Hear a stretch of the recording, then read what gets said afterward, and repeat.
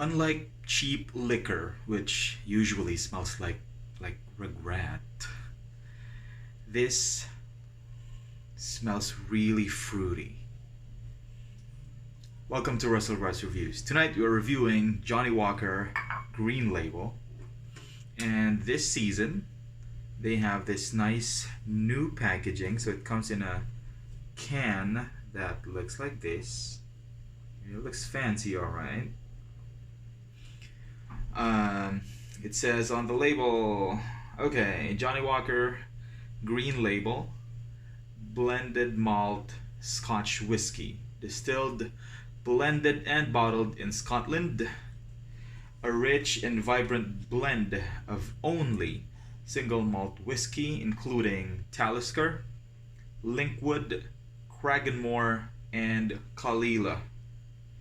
Limited edition design, Richard Malone collection. So it says here 40% volume, 700 ml. So this is an error in labeling because the green is sold at actually 43%. I don't know if you guys can see it, but yeah, 43%. Okay.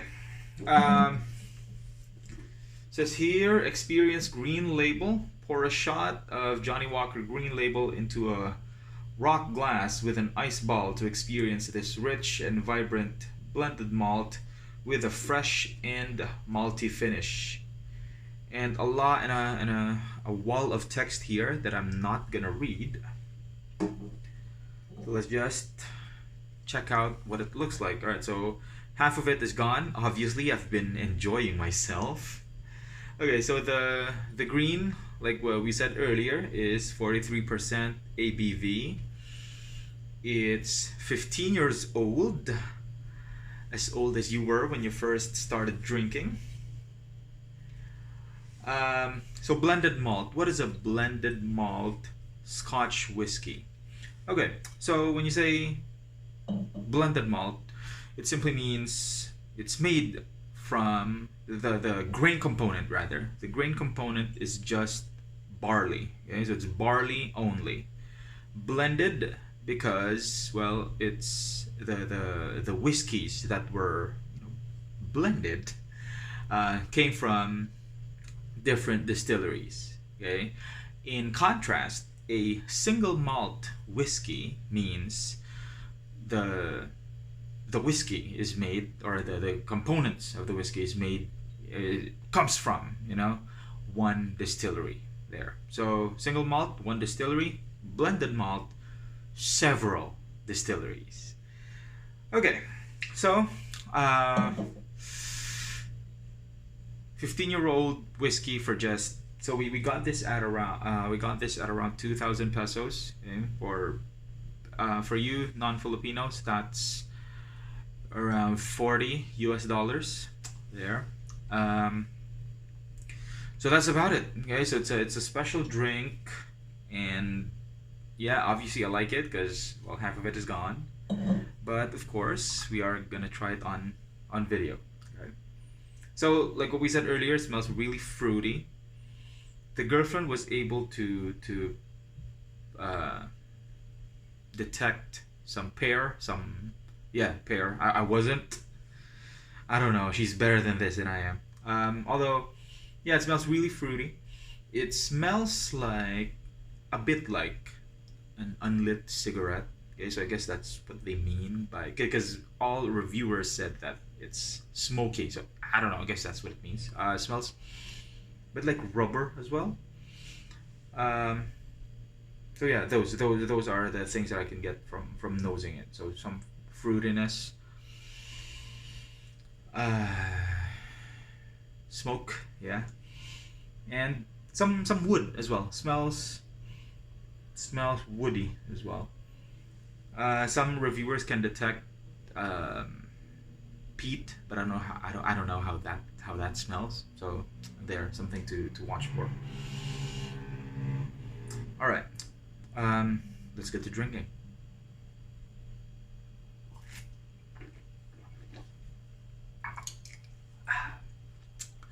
this is by far my favorite whiskey. There's this intense. No, I wouldn't call it intense. There's this alcohol burn, of course, fades rather quickly, so you don't really feel like it's 43%. It fades quickly to be replaced by a sweet aftertaste. Not as sweet as what you get from bourbon, but just a fruity aftertaste. So what you smell, the fruity smell is reflected in the palate. How you in the flavor or aftertaste that it leaves. The aftertaste lingers even now. It's still there. So it's rich, really. I'm not very good at describing things, but the mouth feel is thick. I would sure I'd even call it creamy because, well, I mean, relatively compared to other whiskeys that I've tried. So it has a thick mouth feel.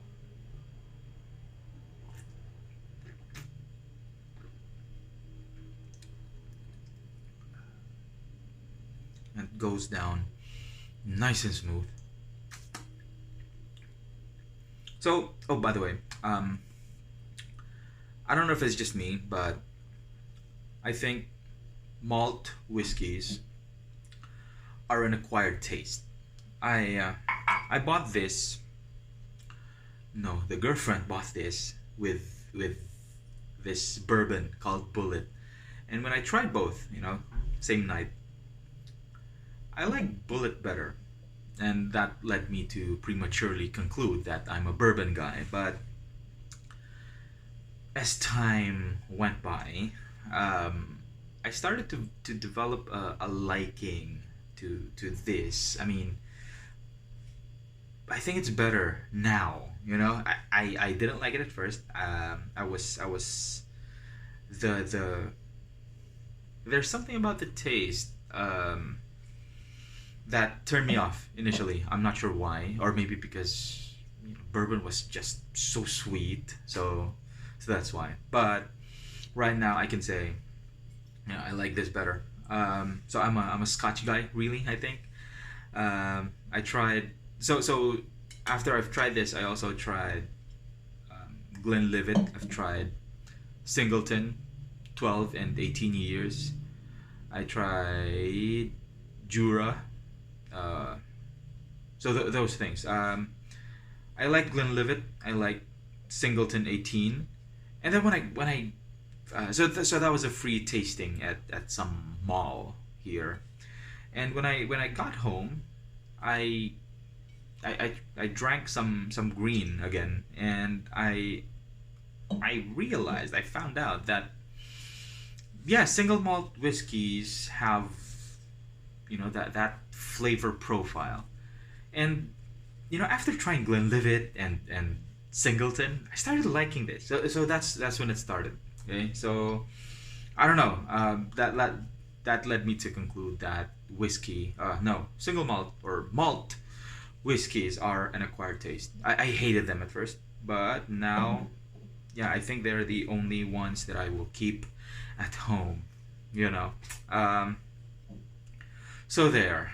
So what I'm saying is, your taste will change as you progress, in this hobby. So what you liked at first might not be, what you like after a couple of months or after trying, a couple of other products.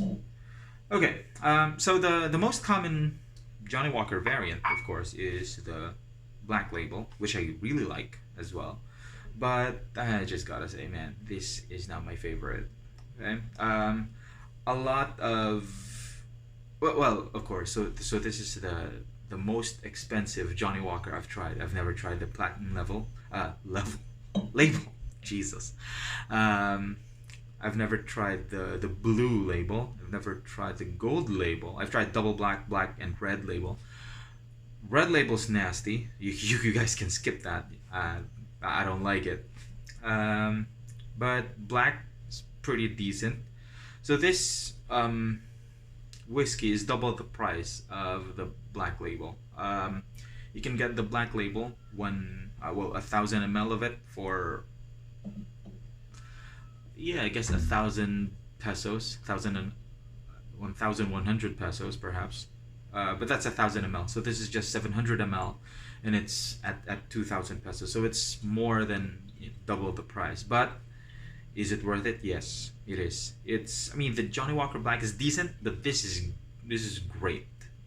So maybe when I finish this bottle, I'm gonna try other single malt whiskeys, and well, yeah, I'll let you guys know, what the, what I think of it, So again, this is from the perspective of a newbie, right? So I don't know much about whiskey, so yeah, think of this as a newbie review, similar to, well, if you don't have any experience with whiskey, so our experience might be similar.